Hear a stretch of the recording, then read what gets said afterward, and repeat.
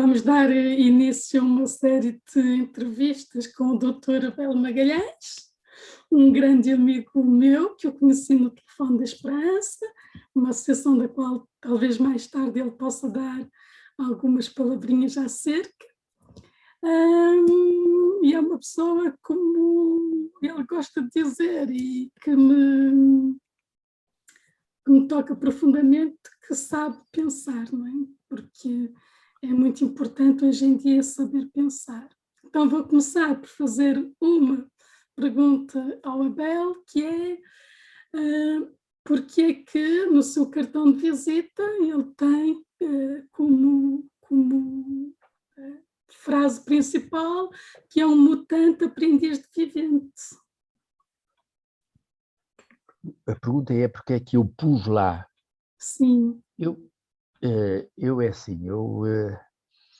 Isto tudo começou essencialmente quando eu, há 25 anos atrás,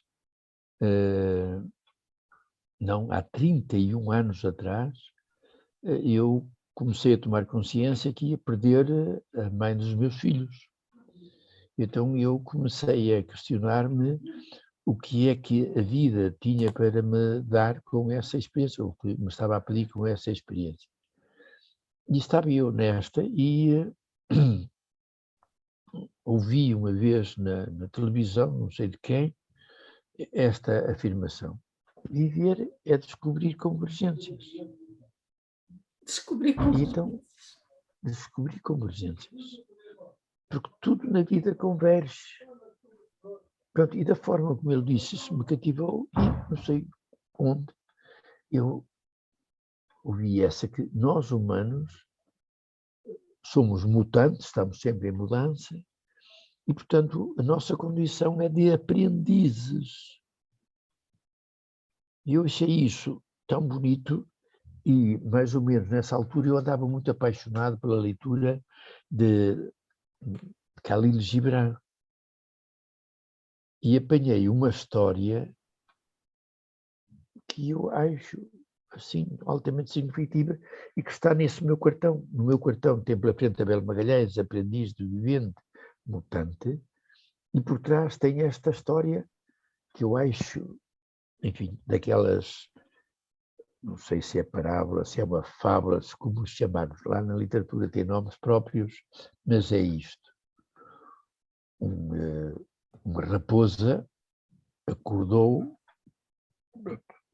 deu-se conta que estava a nascer o dia, levantou-se, saiu e espreguiçou-se. Estava o sol a nascer e ela espreguiçou-se, o sol nascente a dar-lhe, e ela viu a sua figura, a sua sombra projetada no chão, uma figura enorme.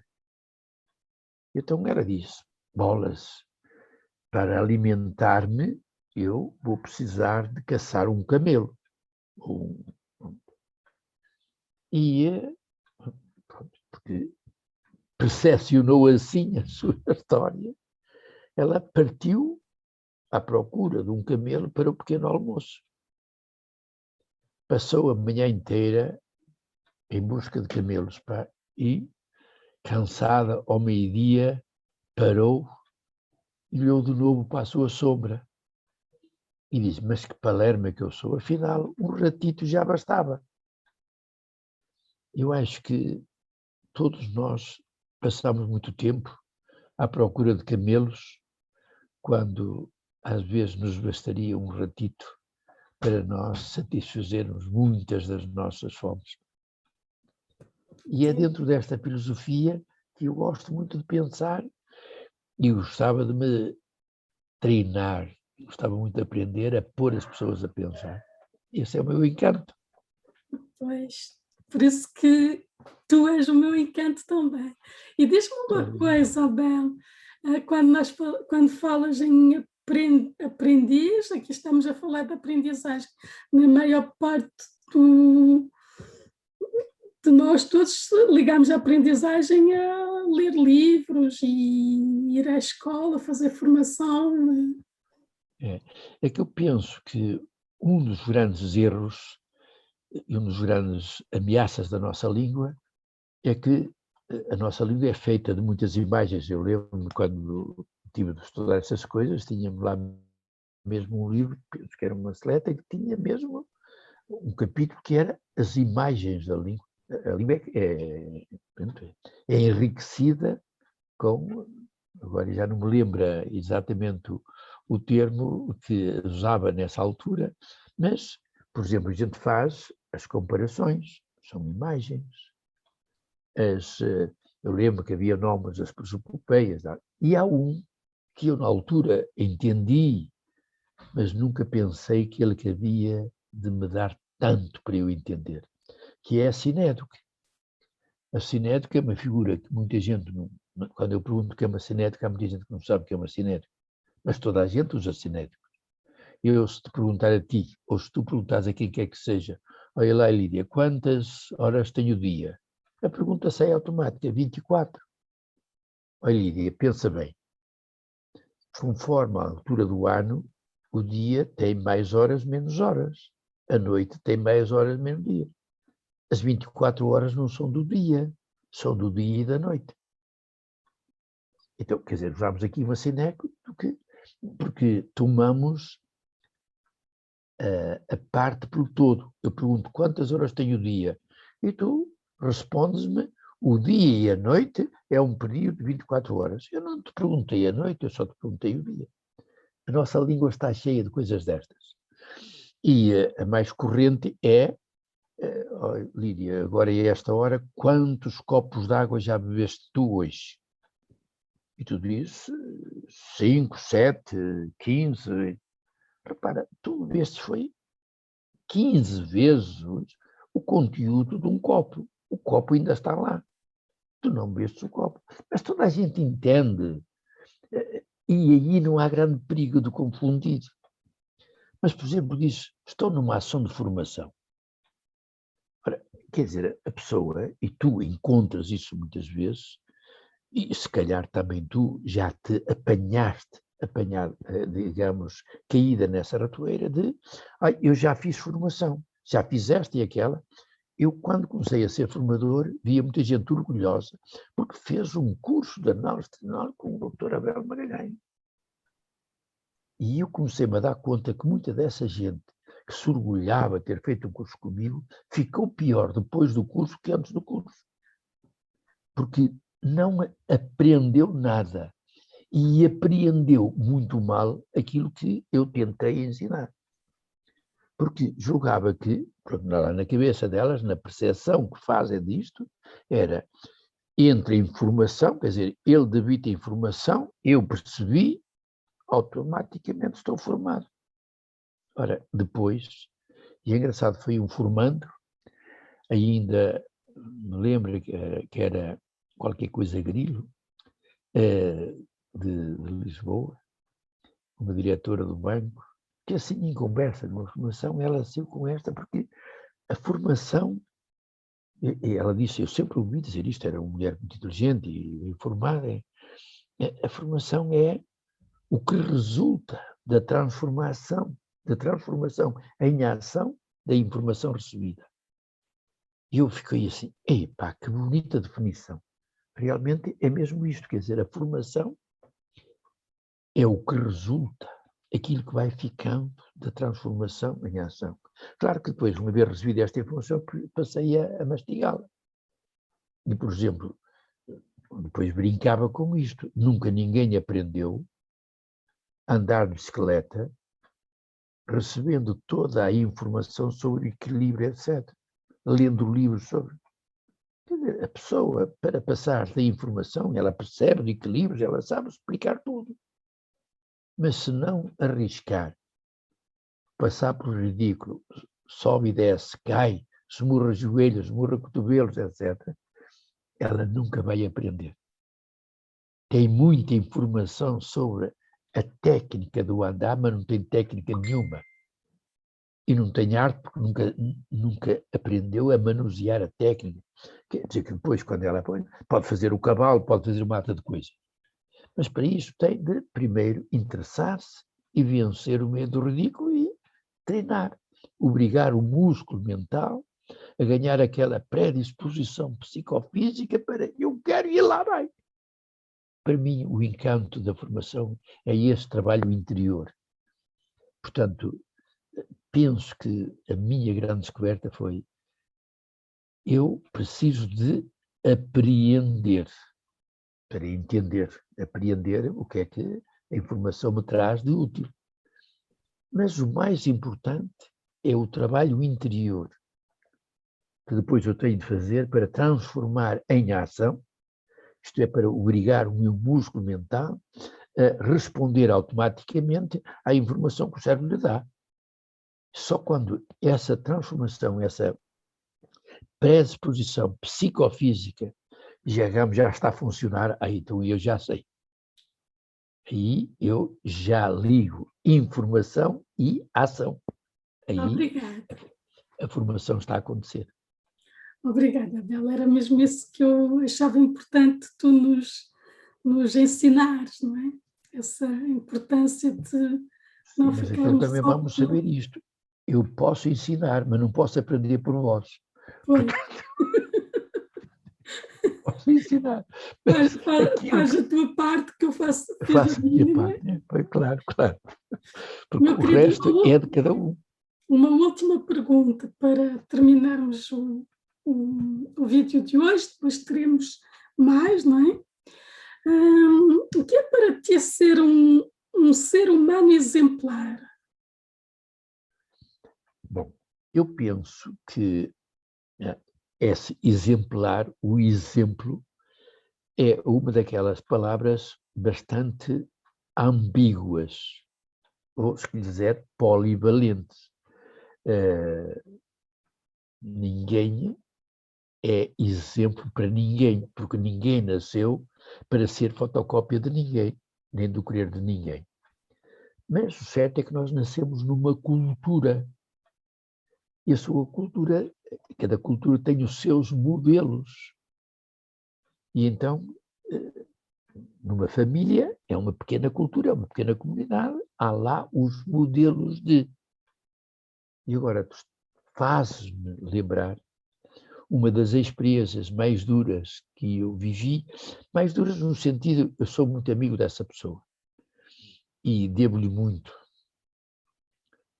E apercebi-me que ela nasceu num modelo familiar de grande exigência de comportamento social.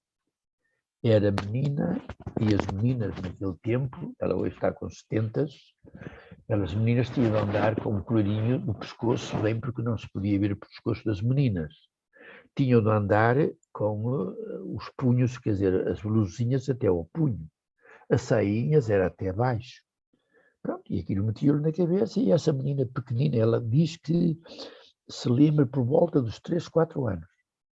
Essa menina foi com os pais para o Algarve. E lá, enfim, tinha um fatinho de banho.